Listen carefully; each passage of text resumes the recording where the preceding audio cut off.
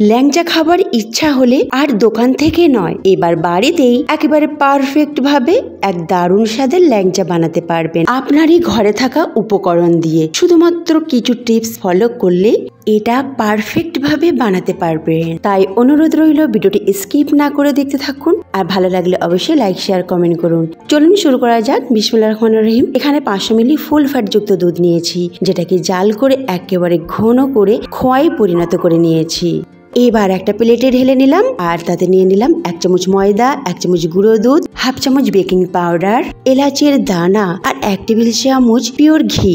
এবার সবগুলো উপকরণ খুব ভালো করে মেশাতে হবে। মেশানোর কাজটা কিন্তু একটু ধৈর্য ধরে করতে হবে আর খুব ভালোভাবে করতে হবে। একেবারে মসৃণ ভাবে মিশে নেবার পর এটাকে ঢাকনা চাপা দিয়ে রেস্টে রাখবেন। তারপরে এদিকে 150 গ্রাম চিনি নিলাম, আর তাতে 450 মিলি পানি দিলাম, আর দিয়ে দিলাম এলাচ 4-5টি আর একটু অরেঞ্জ ফুড কালার। এবার এটাকে 5 মিনিট মাঝারি আঁচে জাল করে নেব।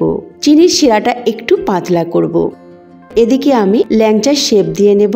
আমার হাতের মুঠে যতটা ধরবে সেই রকম লেচি কেটে গোল করে নিলাম প্রথমে, তারপরে ল্যাংচার শেপ দিয়ে দিলাম।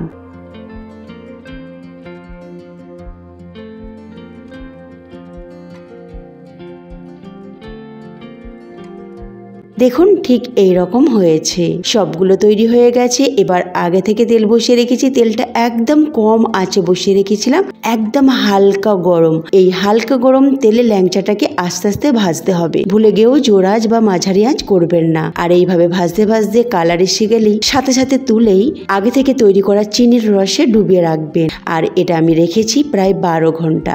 আমি যেহেতু রাতের বেলায় বানিয়েছি তাই 12 ঘন্টা রেস্টে রেখেছিলাম। আপনারা চাইলে 2 থেকে 3 ঘন্টাও রাখতে পারেন।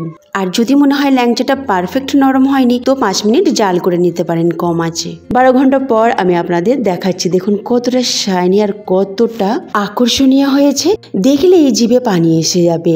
তো অবশ্যই এই ল্যাংচা রেসিপিটি ট্রাই করুন আর আমাকে কমেন্ট করে জানান কেমন আপনাদের লেগেছে। আল্লাহ হাফেজ।